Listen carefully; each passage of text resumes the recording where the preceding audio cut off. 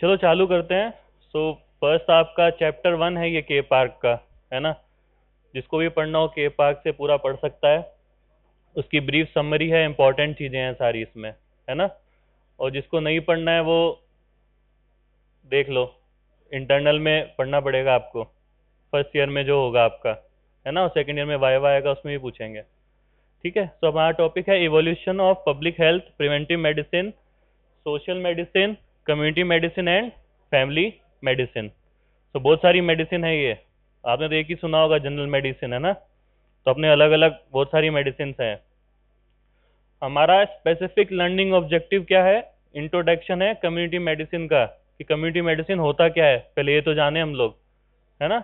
And brief about evolution of public health, public और preventive social medicine कैसे evolve हुआ, कौन कौन से साइंटिस्ट थे जिनका कंट्रीब्यूशन था, है ना। तो हिस्टोरिकल चैप्टर है मोस्टली ज़्यादा। फर्स्ट है community medicine and its scope. तो कम्युनिटी क्या होता है? A group of people living together, sharing possession and responsibilities. आप लोगों का कम्युनिटी है या ग्रुप है? ग्रुप हुआ ना। कम्युनिटी में तो क्या होगा, साथ में रहोगे, ठीक है, पोजेशन शेयर करोगे और responsibilities. They are more organise, more, next पढ़ो, more disciplined and dependent on each other. ये तो आप हो, डिपेंडेंट तो हो आप, है ना। डिसिप्लिन नहीं हो, है हो, अच्छा। Individual health is not only affected by it's biological constitution. इसका मतलब क्या है कि जेनेटिक जो कॉन्स्टिट्यूशन है उससे ही सिर्फ इफेक्ट नहीं होती है हेल्थ, ठीक है। बाकी जो एनवायरनमेंट है, सोशल, कैसे वो सोशलाइज हो रहा है, ठीक है। अब आप एक किसी दोस्त के पास जा रहे हो, वो या डिप्रेसिंग डिप्रेसिंग बात कर रहा है आपसे, तो आप क्या होगे? डिप्रेसिंग हो जाओगे ना। फिर यार मूड खराब हो गया आज, यार ऐसा हो गया वैसा हो गया। फिर आप क्या करोगे? बाहर खाओगे। क्या खाओगे? फास्ट फूड खाओगे, नहीं क्या? फिर आप क्या हो जाओगे? बस। तो environment, nutrition, social factor, behaviour of an individual and health care system. अब डॉक्टर के पास जाओगे लास्ट में, तो वो इलाज करेगा नहीं ढंग से आपका, तो क्या हो जाएगा? गए आप, है ना। फिर ये डेफिनेशन है ऑफ कम्युनिटी मेडिसिन। ये आपको इसका या तो फोटो ले लो आप, है ना। ये है नहीं कहीं पे भी, आपके के पार्क में भी नहीं है। It is a science and art of promoting health. So health promotion क्यों करना है हमें? पढ़ाया था ना, अपन गए थे ना विजिट पे, यूएसटीसी वाली। हेल्थ प्रमोशन क्यों करते हैं हम लोग? हेल्थ एजुकेशन क्यों देते हैं? उसे पता लग जाए और डिसीजन अच्छे से दे सके, वो उसकी हेल्थ लिटरेसी इंप्रूव होए। Then preventive disease and prolonging life by range of intervention, that is promotive, preventive, curative, rehabilitative and palliative care in close partnership or association with healthcare delivery system and with active community participation and intersectoral coordination। तो जब भी आप अपना setup भी करोगे ना कुछ clinic वगैरह, तो आपको कम्युनिटी मेंबर्स उससे सबसे बना के रखनी पड़ेगी। पीएचसी पे जाओगे, मेडिकल ऑफिसर बनोगे गवर्नमेंट सेटअप में, तो भी आपको वहाँ के सरपंच और सब कम्युनिटी का ध्यान रखना पड़ेगा, उनकी नीड्स क्या है ना। अब सब डिसिप्लिन क्या क्या होते हैं कम्युनिटी मेडिसिन में?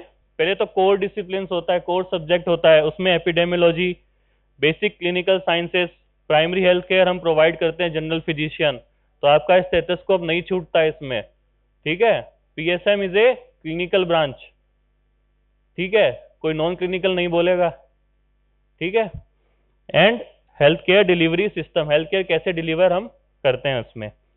क्रिटिकली अलाइड मतलब उसके साथ में अलाइड सब्जेक्ट्स क्या होते हैं? बायोस्टैटिस्टिक्स होती है, social behaviour sciences, environmental health, health management and public health nutrition. Others में research methodology, occupational health, entomology, health economic, law and ethics. तो इतनी सारी चीजें हम पढ़ते हैं पीजी में, ठीक है। फिर एपिडेमियोलॉजी की definition, the study of distribution and determinants of health related states और events in a specified population and application of this study to control of health problems. तो ये है epidemiology. सिर्फ ब्रीफ है ये, है ना, सिर्फ डेफिनेशन अपन सीख रहे हैं अभी. देन बेसिक क्लिनिकल केयर में क्या आता है? एक तो प्राइमरी हेल्थ केयर, एक कम्युनिटी का मैनेजमेंट. तो सारे जो हेल्थ प्रोग्राम मैनेजर हो गए, CMHOs आप सुनते हो, chief medical health officer, block health officer, सारे PSM वाले ही हैं और आने वाले टाइम में PSM वाले ही बनेंगे. ठीक है. और epidemiological understanding. Then health care delivery system में हमें क्या सीखना होता है? Understanding the availability, accessibility, affordability, acceptability of health care system, organization and functioning of healthcare system, understanding healthcare providers role in managing community health, importance of universal health care and health programs and health schemes.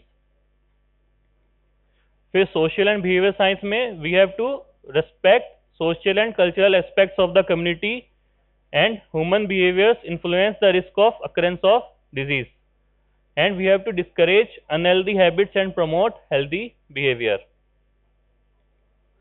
Environment health में Hippocrates की classical writing थी on airs, waters and places.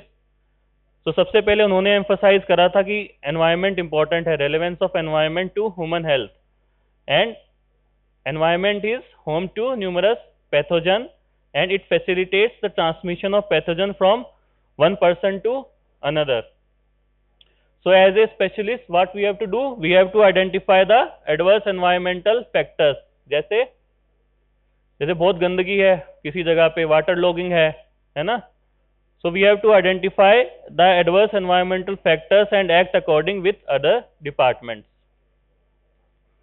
And biostatistics क्या होता है? Method of collecting, organising, analysing and interpreting the numerical data. So इसको data को हम information में कन्वर्ट करते हैं in biostatistics. So research methodology होती है, एक तो हम रिसर्च करते हैं PSM में, research is the main component, उसके साथ में उसका एनालिसिस हम करते हैं बायोस्टैटिस्टिक यूज करके. It helps in defining the limits of normality. So जहां भी आप देखोगे HB परसेंटेज रेंज में मिलेगा आपको, कोई भी ऐसी चीज नहीं होगी जो एकदम पिन पॉइंट मिलेगी, है ना.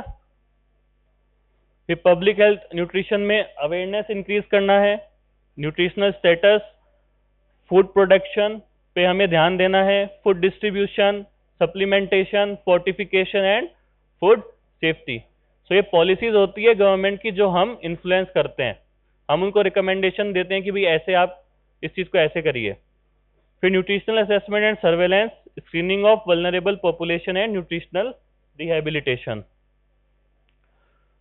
फिर सबसे पहले आई थी primitive medicine, that is supernatural theory of disease. So पहले के लोग क्या मानते थे? रेथ ऑफ गॉड, गॉड में बिलीव करते थे. Invasion of body by evil spirit, कोई आत्मा घुस गई है. Then influence of stars and planets, and मंत्रों से स्नेक बाइट का ट्रीटमेंट करते थे पहले, है ना. स्नेक बाइट का सीरियल्स में दिखाते हैं ना, क्या दिखाते हैं? ब्लड सक कर लेती है जहां पे वो होता है. हस्बैंड को हुआ तो वाइफ ने कर लिया तो बढ़ गई उनकी उम्र, ऐसा होता है ना. आप लोग ऐसा करोगे क्या? मत करना भाई, पता चला साथ में ही चले गए ऊपर, है ना. फिर प्रिमिटिव मेडिसिन में, इसमें अपन डिटेल में नहीं जा रहे, बस नाम मेंशन करें, है ना. Mesopotamian, Indian, Chinese system, Egyptian system, Roman and Greeks. तो इनके इरा में अलग अलग बहुत सारी थियरीज थी. फिर आए डॉन ऑफ साइंटिफिक मेडिसिन. फिर पीरियड ये स्टार्ट हुआ था period following 1500 AD. So political revolution हुआ फ्रांस एंड अमेरिका में, एंड जो इंडस्ट्रियल रेवोल्यूशन हुआ in the west, it improve the standard of living. ठीक है. क्या हो गया? बात कैसे करने लग गए? नहीं सीखना? ठीक है. आप बिलीव नहीं करोगे, देखो मीन एज ऑफ लंदन क्या थी? 44 ईयर्स थी इन प्रोफेशनल ईयर्स, प्रोफेशनल्स में जो प्रोफेशनल्स होते थे, and 22 years in working class. तो इतनी कम उम्र में मर जाते थे लोग. क्यों? क्योंकि उनका बिहेवियर ऐसा था, सैनिटेशन अच्छा नहीं था उस टाइम पे, so in England in the mid 19th century start हुआ था great sanitary awakening and gradually spread to other countries. It impacted in modifying the behaviour of people and ushering an era of public health. तो क्या क्या problems थी? Slums बन गए थे, over crowding हो गई थी with all its ill effect, accumulation of filth in cities and towns, high sickness थी, डेथ रेट ज़्यादा थी, इन्फेक्शियस डिजीजेस थे सारे, टीबी के और other diseases, and industrial and social problems were there. अभी तो ये इतनी बड़ी प्रॉब्लम्स नहीं है ना? अभी तो हम स्वच्छता अभियान ये सब करते हैं, लेकिन पहले ये बहुत बड़ा इशू था. ग्रेट कोलेरा एपिडेमिक हुआ 1832 में. एडविन चैडविक एक लॉयर थे इंग्लैंड में. He investigated the health of inhabitants of a larger town. And Chadwick ने रिपोर्ट बनाई थी कि the sanitary condition of the labouring population in Great Britain, and he focused the attention of the people and government on the urgent need to improve public health. And filth was recognised as man's greatest enemy. और इससे पहला act आया, enactment of public health act of 1848. तो सबसे पहला act ये था public health का 1848 में. फिर राइज ऑफ पब्लिक हेल्थ हुआ. तो Johanna Peter Frank believe public health as a good health laws and enforced by the police. वो बिलीव करते थे कि स्टेट जो है उसकी रेस्पॉन्सिबिलिटी है for the health of the people. तो गवर्नमेंट की रेस्पॉन्सिबिलिटी है कि हेल्थ मेंटेन करना है. सो आप जब भी देखोगे तो सेंटर से एक डॉक्यूमेंट रिलीज होता है हमेशा, और जो स्टेट्स होते हैं अपने वो उसको इम्प्लीमेंट करते हैं अपने हिसाब से, है ना? तो स्टेट गवर्नमेंट की रेस्पॉन्सिबिलिटी है कि आपको हेल्दी रखे. अगर रेस्पॉन्सिबिलिटी नहीं होती तो कुछ भी नहीं होता ना, ये आपके गवर्नमेंट सेटअप पे सेंटर्स बनते इतने सारे. He establish the role of polluted drinking water in spread of cholera. And sir John Simon, the first medical officer of health of London, he build a system of public health in London. फिर early phase of public health आया in 1880 to 1920. Disease control phase and efforts were targeted towards cleanliness, garbage and refuse disposal. 1850 में जो पहला publication देखो, एक book seller और publisher, एक book seller ने पब्लिश किया था report on health condition in Massachusetts. फिर आई जर्म थियरी. जर्म थियरी सबको पता है, पढ़ के आए होगे आप, है ना? कॉजेशन ऑफ डिजीज पे बहुत ज्यादा दिक्कतें थी कि क्या डिजीज कॉज करता है. कोई कहता है बादलों के पास ऊपर रहता है तो उसको डिजीज ज्यादा होगा, नीचे कम होगा, है ना? जो प्रार्थना करता है, जो प्रेयर करता है उसको कम होगा, ऐसा ही था मानना. सो 1860 लुइस पास्चर, फ्रेंच बैक्टीरियोलॉजिस्ट, उसने डेमोन्स्ट्रेट करा presence of bacteria in the air. Robert Koch shows anthrax is caused by the bacteria. Robert Koch किस लिए फेमस है? और बोलो, रॉबर्ट कॉच के पोस्टुलेट्स है ना. फिर वेरियस ऑर्गेनिज्म हुए, गोनोकोकस 1847 में, diphtheria in 1884. So all attention was focused on microbes and their role in disease causation. अब सब मानने लग गए कि माइक्रोब्स ही कॉज करते हैं डिजीजेस को. देन प्रिवेंटिव मेडिसिन आई इन 18th सेंचुरी. तो जेम्स लिंड थे, प्रिवेंशन ऑफ स्कर्वी, सबने पढ़ा है ना कि बोट में गए थे और स्कर्वी हो गया था. Then lemon, oranges and vegetables consume कराए तो उससे प्रिवेंट हो गया. तो न्यूट्रिशन का इंपॉर्टेंस था स्कर्वी में. एडवर्ड जेनर ने discovered vaccination against small pox. In 1898 Ross demonstrated that malaria was transmitted by anopheles. फिर मॉडर्न मेडिसिन में preventive, curative and social aspect तीनों है. ये वाइवा का क्वेश्चन है आपका, है ना? Changing concept in public health. तो डिजीज कंट्रोल फेज था पहले, हेल्थ प्रमोशन फेज आया, social engineering phase, health for all, then disease control phase. तो ये पूरी साइकिल है, ये changing concept in public health. ये 5 मार्क्स का क्वेश्चन है आपका थियरी का. फिर मेडिकल रेवोल्यूशन आया, सोशल कंट्रोल ऑफ मेडिसिन. अब सोशल मेडिसिन की तरफ चले हम लोग. तो वर्चो थे, उन्होंने लिखा 1849 में कि medicine is a social science and politics is a medicine on large scale. And socialization मानते थे कि नोबल आइडिया है ना? तो सोशल एनजीओज वगैरह सब देखते हैं आप, कम्युनिटी का पार्टिसिपेशन देखते हैं. तो कम्युनिटी पार्टिसिपेशन क्या होता है?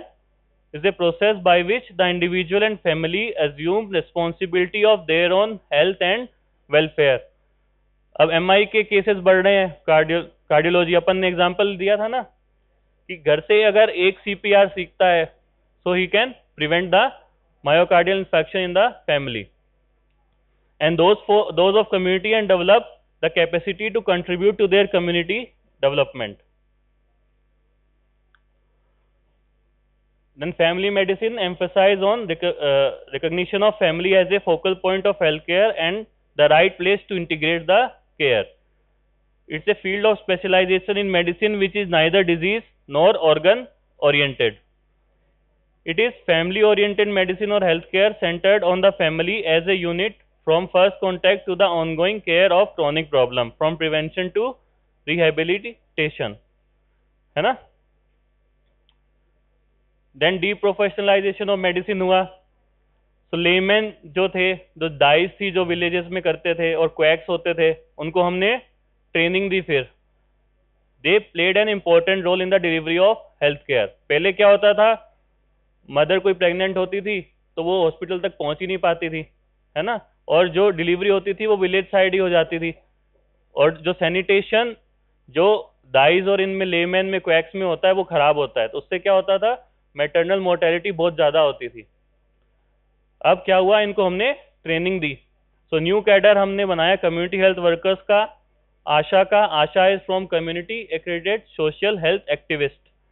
Anganwadi workers and multipurpose worker, इनको हमने ट्रेन किया.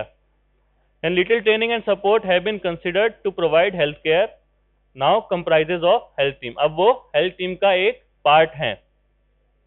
तो दे आर एजुकेटर, केस को ढूंढने में हेल्प करते हैं हमारी, preventer, counsellor and an agent of social change. Then MDGI Millennium Development Goal, सितंबर 2000 में रिप्रेजेंटेटिव फ्रॉम द 189 कंट्रीज मिले मिलेनियम समिट न्यूयॉर्क में. उन्होंने एक डिक्लेरेशन करा, United Nation Millennium Declaration. So उन्होंने 7 कमिटमेंट्स करे एंड रोड मैप एस्टेब्लिश करा, goals and targets to be reach by 2015 in each 7 countries. तो 2015 तक हमें अचीव करने थे लेकिन हो नहीं पाया. देन आए SDGs सस्टेनेबल डेवलपमेंट गोल. तो सितंबर 2015 में United Nation General Assembly adopted the new agenda transforming our world, the 2030 agenda for sustainable development. तो इसमें क्या करा, health is centrally positioned within the 2030 agenda with one comprehensive goal. तो कौन से SDG में आता है हेल्थ, 3rd में, ये ध्यान रखना है ना. So conclusion, contemporary medicine is no longer solely the art and science for the diagnosis and treatment of disease. सिर्फ क्यूरेटिव नहीं है, it is also science for the prevention of disease and promotion of health. तो सारी एक patient को हमें preventive, promotive, curative, rehabilitative and palliative care देना है. आ गया समझ में?